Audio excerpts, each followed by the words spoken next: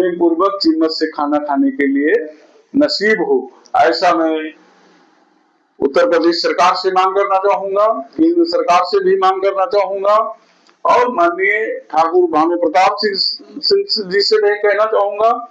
और इसकी एक महिला मोर्चा की नेता हैं रेखा भूषण जी, प्रदेश संगठन मंत्री हमारे भाई बैठे हैं राजेश कुमार सिंह जी, तहसील अध्यक्ष जी बैठे हैं, ये ब्लॉक अध्यक्ष बैठे हैं उधर यादव जी, सब अपने संपर्क के ही लोग हैं।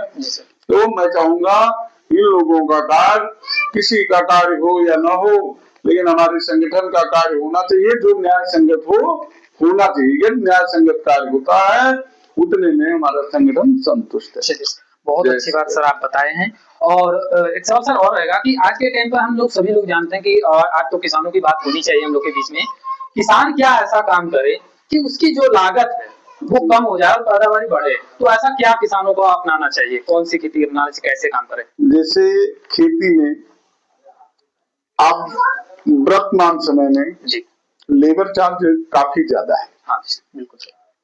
उसके बाद में जब वो फसल को पैदा करके उगा करके, नाना प्रकार की फसलें हैं तमाम तरीके के, जैसे अलसी वलसी है, ये सब जाती है हार्ट अटैक के मरीजों के लिए, इनके लिए, लेकिन फायदा वो किसान ही करता है। तो किसान एक ऐसा देवता है कि उसके पास हर चीज की एक जड़ है। तो मैं ये चाहूंगा किसान का रेट सही लगे और ये शासन से व्यवस्था हो सकती है। उसके लिए जब किसान आयोग का गठन होगा तभी हो सकता है। फसल तो आप पैदा कर सकते हैं, दूध घी तो आप पैदा कर सकते हैं, गन्ना तो आप पैदा कर सकते हैं, लेकिन जो रेट मिलने वाले मालिक ISPCS हुआ, गैजेट अफसर व राजनेता बैठे हैं, वो तो देखते हैं कि मेरे कुर्ते कहीं गड़बड़ नहीं है, क्या करना है, इन किसानों का हो जाएगा। लेकिन लागत मूल्य को देखिए, जैसे डिस्टिल वाटर का पानी आप पी सकते हो 20 रुपए का, तो ये सोचो इंजन लगा के किसान कितना सींच कर गन्ना पैदा करता है, इसको ये रेट मिलना चाहिए, तभी विकास हो सकता है। चलिए सर बहुत अच्छी बात। दूसरी एक सवाल और है सर कि आज के टाइम पर हम सभी लोग एक जानते हैं कि आज के बहुत सारे किसान हैं, बहुत सारे लोग हैं जो अपने बच्चों को किसान नहीं बनाना चाहते हैं, वो सिर्फ नौकरी और एक सरकारी नौकरी के पीछे भाग रहे हैं। किसान क्यों नहीं बनाना चाहते हैं आज के लोग? किसान क्यों बनाए? कोई किसान अपने बेटे को क्यों किसान बनाए? जब मूल्य लागत वापस ही नहीं होती तो पैसा क्या, वो कोई पैसे का कुआं खुदा है अरब सागर के तरीके से कि वो पैसा निकाल लें? जी भाई, पैसे का कोई कुआं तो किसान ने खुदा नहीं रखा। नहीं सर। आपका धान बिकेगा औने पौने में, गेहूं बिकेगा औने पौने में, उसका कोई रेट ही नहीं, उसका कोई मानक ही नहीं। और उसके लिए शासन से हर बार एक व्यवस्था आती है कि ये सेंटर खोला जाएगा, वो सेंटर खोला जाएगा, और किसान दौड़ते दौड़ते परेशान हो जाता, खुलता कहीं कुछ नहीं। उसको खुलवाने का कार्य करेंगे। और हम लोग 12-13 जनवरी में एक विशाल आयोजन हम लोगों का प्रयागराज में है, जिस जगह पर बैठकर हम लोग केंद्र सरकार से बात करेंगे, उत्तर प्रदेश सरकार से भी बात करेंगे इन किसानों को न्याय दिलाने का। क्योंकि हमारे देश में अधिकांश लोग बैकवर्ड बराबरी के लोग ज्यादा हैं जी, और ये हिंदुस्तान है जी, यहाँ पर हिंदू भी काफी जी। तो मैं ये कहना चाहूंगा, यदि ये व्यवस्था नरेंद्र मोदी जी नहीं करते, किसान आयोग का गठन हो, तो इसका कोई विकल्प नहीं निकल सकता। हमारे किसान के बेटे विदेश के लिए प्लान करेंगे, बड़ी बड़ी देश में जाएंगे, परेशान होंगे, जब उनके लिए कोई कल कारखाने की आप व्यवस्था नहीं करते, उनकी जो लागत है वो आप दिला नहीं सकते, तो जाएंगे कहाँ? इसलिए मैं चाहूंगा माननीय मुख्यमंत्री जी से और प्रधानमंत्री जी से, किसान भाइयों के लिए सोचें। नहीं, ये लोग अपना रुतबा और अपना जलवा बदल लेंगे किसी दिन, तो आपको भी बदलने में दिक्कत नहीं होगी। जी बिल्कुल सर। सर ने बहुत अच्छी बात बताई कि जिस दिन किसान अपने आप में आ गया उस दिन गवर्नमेंट को इलाज रख सकती है। तो किसानों के लिए आज जो लड़ रहे हैं हमारे साथ में, आज जो बैठे हैं, मैं बहुत बहुत धन्यवाद देता हूँ, क्योंकि बहुत कम ही लोग होते हैं जो किसानों के लिए खड़े होते हैं। आज के टाइम हम सभी लोग जानते हैं कि राजनीति में बहुत सारे लोग जा रहे हैं, कोई उनका पक्ष ले रहा है, कोई उनका पक्ष ले रहा है, लेकिन उस व्यक्ति का पक्ष कोई नहीं ले रहा है जो आज हमें पेट पाल रहा है। तो आज ये लोग उन लोगों से कहीं अलग है जो आज हम लोगों के लिए लड़ रहे हैं, किसानों के लिए लड़ रहे हैं। तो हमारी भी प्राथमिकता बनती है कि हम लोग इनके साथ में खड़े रहें और आने वाले समय में, आने वाले भविष्य में जब भी कोई कदम ऐसा बढ़ाएं तो हम लोग मजबूत एक चट्टान की जैसा इनका साथ दें। तो आइए हम सभी किसान मिलकर सर का जरूर सपोर्ट करें और साथ दें, ताकि हमारा जो हक है वो हमें मिलना चाहिए। तो वो गवर्नमेंट तक पहुंचाने का जो अधिकार है वो सर का है। मैं कहना चाहूंगा, किसान हो या राजनेता हो, जी सर, कोई अजर अमर नहीं है जी। जीवन भी निश्चित है, मौत भी निश्चित है जी सर। तो बहुत से ऐसे राजनेता हैं जैसे सरदार वल्लभ भाई पटेल जी, रानी लक्ष्मीबाई, ये लोग मर के भी आज जिंदा हैं, पृथ्वीराज चौहान जी, ऐसे महापुरुष जिंदा हैं। तो समाज में नाम और यश जिंदा रहे, कीर्ति जिंदा रहे, यही सबसे बड़ी बात है। और भाईचारे की भावना जिस दिन इस हमारे बैकवर्ड भाई और हमारे हिंदुस्तान के वासी यदि अपने को निर्बल या असहाय मानते हो तो देश की एक जड़ है, वो असहाय बिल्कुल न माने।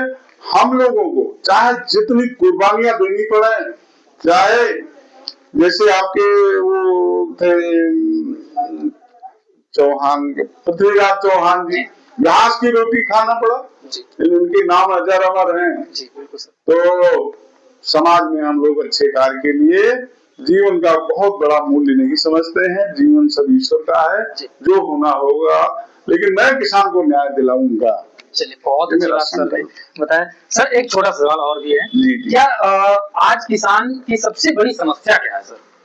आप इस पे किसान की सबसे बड़ी समस्या है, जैसे लागत में जो DAP आप देते हैं तो रेट वही मिलेगा, आपका रेट लिखित में निश्चित है।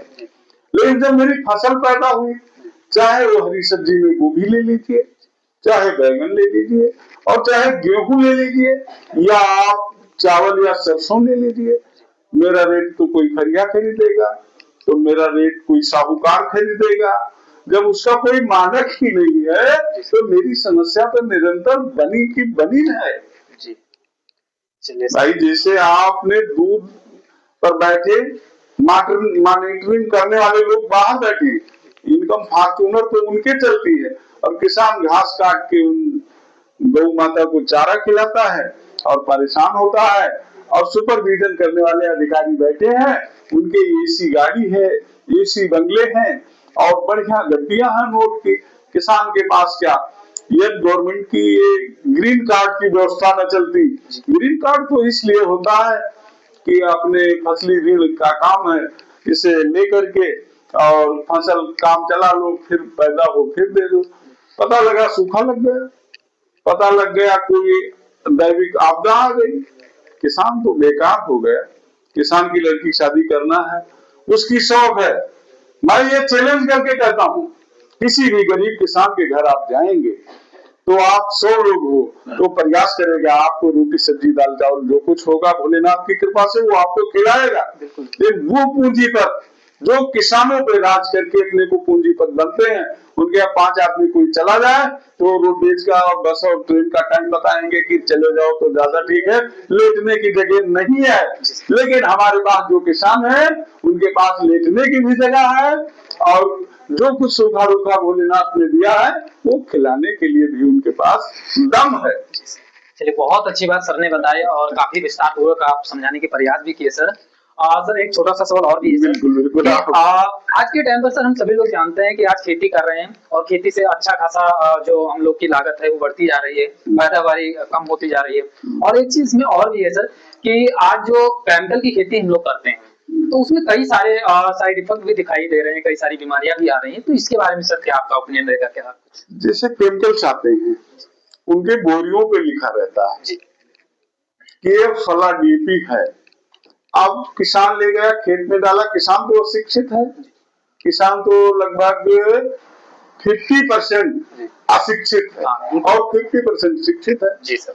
लेकिन बोरी पर जो लिखा है वो लाके डाल दिए, डुप्लीकेट आया, वो तो काम शासन का है, वो तो एक जांच का विषय है।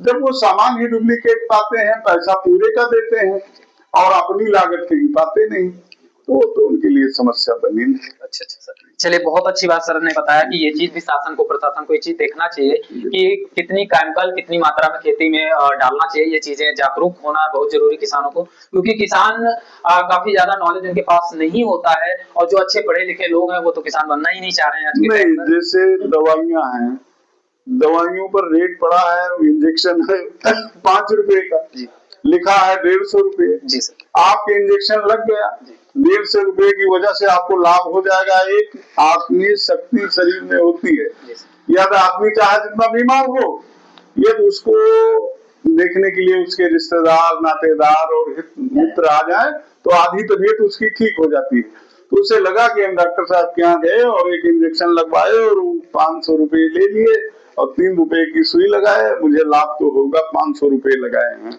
लेकिन अब वो किसान के लिए मजबूरी है, वो कुछ डॉक्टर नहीं। यदि सुविधाएं हो, सरकारी हॉस्पिटल हो, MBBS डॉक्टर बैठे हों, तब तो कुछ व्यवस्था कर सकते हैं।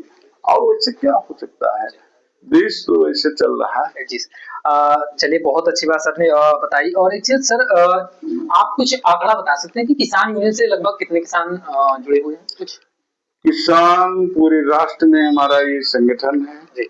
किसान अपनी समस्याओं को लेकर परेशान है, लगभग जुड़ा है और जुड़ रहा है।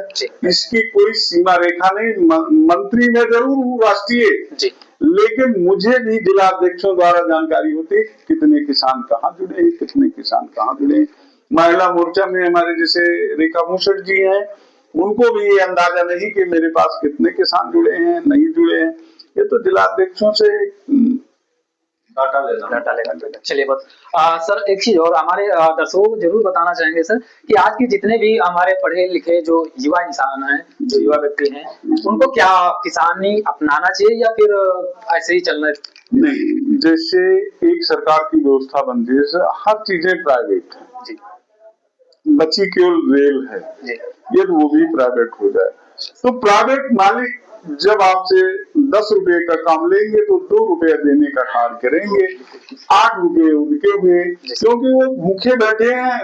उनको इन किसानों के पैसे से राज करना है, एरोप्लेन भी लेना है और कार भी खरीदनी है, तो किसान बैठे हैं। लेकिन ये किसान अजर अमर है, ऐसे रहेगा। और वो जो पूंजीपति ऐसा गलत काम करते हैं उनको गलत ही बीत जाएगा। मैं कुछ और नहीं कहता हूँ, आगे ईश्वर समझे कि क्या करेगा, लेकिन गलत करने वाले के साथ गलत ही होता है। तो आप हमारे किसानों को क्या राय देना चाहेंगे, आपकी अगर कुछ ऐसा विचार हो? मैं अपने किसान भाइयों से अपने हक की लड़ाई के लिए मैं ये कहना चाहूंगा, यदि किसी भी विभाग से आपको कोई लाभ लेना है और जिस विभाग में आपका अधिकार क्षेत्र बनता है, अपने अधिकार के लिए आप जाइए।